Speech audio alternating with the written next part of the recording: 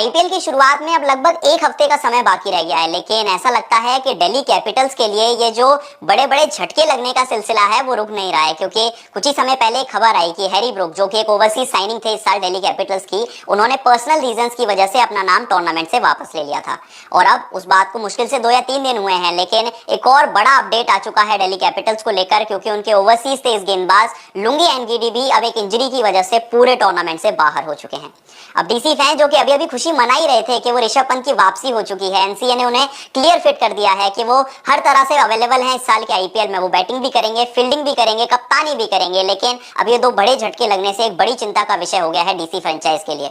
अब Harry Brook का replacement तो अभी तक नहीं आया था, लेकिन रिप्लेसमेंट आ चुका है लुंगी एनगीडी का, और एक ऐसा रिप्लेसमेंट है जिसे बहुत लोग अभी तक नहीं जानते होंगे। उस खिलाड़ी का नाम है सिर्फ 21 साल के जेक फ्रेशर मैकगर्क। जी हाँ, ये एक ऐसा खिलाड़ी है जिसे शायद आपने खेलते हुए ना देखा हो या इसके बारे में ज्यादा आपने ना सुना हो, लेकिन एक बात मैं आपको बता दूं, इस खिलाड़ी को लेकर रिकी पॉन्टिंग, जो कि फॉर्मर ऑस्ट्रेलियन क्रिकेटर हैं, डीसी के हेड कोच हैं, उन्होंने एक स्टेटमेंट दिया जिसमें उन्होंने कहा था कि उनकी बैटिंग देखकर डेविड वार्नर की याद आती है। और सिर्फ रिकी पॉन्टिंग नहीं, कई लोगों ने तो ये तक कहा कि उनकी बैटिंग देखकर ऐसा लगता है कि जूनियर मैक्सवेल खेल रहा हो सामने। जी हाँ, कुछ ऐसे ही खिलाड़ी हैं जेक फ्रेशर मैकगर्क, जिनकी सबसे बड़ी एबिलिटी है उनकी पावर हिटिंग एबिलिटी।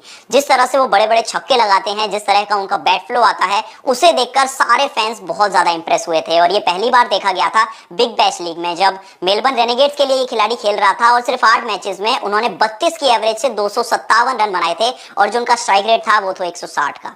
और बिग बैश लीग में जिस तरह से वो खेले, उसके बाद दुबई कैपिटल्स ने भी उन्हें आईएल टी20 लीग के लिए साइन किया था। शुरुआत के कुछ मैचेस के लिए खिलाड़ी अवेलेबल नहीं था, तो उन्होंने as a replacement Jake Fraser McGurk को साइन किया, और खेले गए 3 मैचेस में फ्रेशर मैकगर्क ने 36 के एवरेज से 109 रन बनाए, और उनका जो स्ट्राइक रेट था वो था 213 का। अब सोचिए, जो खिलाड़ी स्ट्राइक रेट के साथ खेल सकता है, क्योंकि देखिए रन बनाना उतनी इंपॉर्टेंट बात नहीं है, टी20 में शायद आपके उतने रन इंपॉर्टेंट ना हो, लेकिन इंपॉर्टेंट है आपका स्ट्राइक रेट, और इंपॉर्टेंट है कि आप कितना इंपैक्ट डाल सकते हैं। और जितना इंपैक्ट इस खिलाड़ी ने अब तक डाला है वो काबिले तारीफ है, क्योंकि जिस भी फैन ने उन्हें खेलते हुए देखा है वो इस खिलाड़ी की एबिलिटी जानते हैं कि वो किस तरह से गेंदों को बड़े आराम से मैदान के बाहर भेज सकते हैं। और इसी वजह से उन्हें मेडन कॉल अप भी मिला था रिसेंटली ऑस्ट्रेलिया के लिए, जब वेस्ट इंडीज के अगेंस्ट 2 मैचों की ओडीआई सीरीज के लिए जेक फ्रेशर मैकगर्क को टीम में शामिल किया गया था। खेले गए 2 मैचेस में उन्होंने रन सिर्फ 51 ही बनाए, लेकिन जो स्ट्राइक रेट उनका था वो था 221 का। अब सोचिए, ओडीआई क्रिकेट में अगर कोई खिलाड़ी इस तरह से खेल सकता है, तो वो टी20 क्रिकेट में क्या करेगा। और इसीलिए रिकी पॉन्टिंग ने कहा था कि उनकी बैटिंग में डेविड वार्नर की झलक देखने को मिलती है, और कुछ फैंस ने जूनियर मैक्सवेल भी उन्हें कह दिया, क्योंकि जिस तरह की उनकी एबिलिटी है छक्के लगाने की, बाउंड्रीज लगाने की, और मैदान पर खड़े रहकर गेंदबाजों के मन में डर पैदा कर देने की, वो बहुत कम खिलाड़ियों में देखी जाती है, और खासकर सिर्फ 21 साल की उम्र में।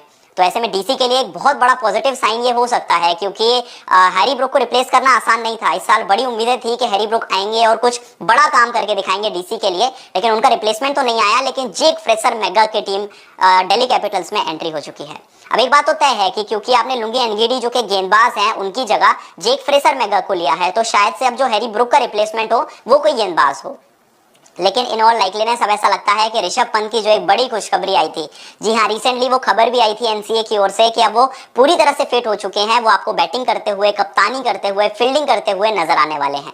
अब हो सकता है कि उनकी फिटनेस को ध्यान में रखते हुए उनसे विकेट कीपिंग ना कराई जाए, क्योंकि विकेट कीपिंग करना कंपैरेटिवली बहुत मुश्किल काम होता है, क्योंकि आपको पूरे 20 ओवर्स तक लगातार उठक बैठक लगानी है, आपको रिफ्लेक्सेस उतने स्ट्रांग होने चाहिए। तो शायद उस लेवल की फिटनेस अभी ना ही हो, लेकिन उसके अलावा ये क्लियर कर दिया था एनसी ने कि वो बैटिंग भी करेंगे, फील्डिंग भी करेंगे, और कप्तानी भी करते हुए नजर आएंगे। तो ये बहुत बड़ा पॉजिटिव साइन हो सकता है डीसी के लिए कि ऋषभ पंत और जेक फ्रेशर मैकगर्क अगर एक साथ शामिल हो गए इस टीम में, तो सोचिए उनका प्लेइंग 11 किस तरह का होगा, क्योंकि ऊपर डेविड वार्नर आ जाएंगे, उसके बाद पृथ्वी शॉ है, 3 पे मिचेल मार्श है, और फिर ऋषभ पंत और जेक फ्रेशर मैकगर्क। सोचिए क्या प्लेइंग 11 बनेगी इस टीम की। जो टॉप ऑर्डर होगा उसे देखकर शायद बड़े से बड़े गेंदबाज, बड़ी सी बड़े टीमें डरने लगी होंगी, क्योंकि ये सभी ऐसे प्लेयर्स हैं जो कि ना सिर्फ अपनी पावर हिटिंग के लिए मशहूर हैं, लेकिन पहली ही गेंद से बड़े बड़े शॉट्स लगा सकते हैं। और हैरानी नहीं होगी अगर आप हाई स्कोरिंग वेन्यूज पर खेलें तो हर मैच में डीसी आपको 200 या 250 रन बनाती हुई नजर आए।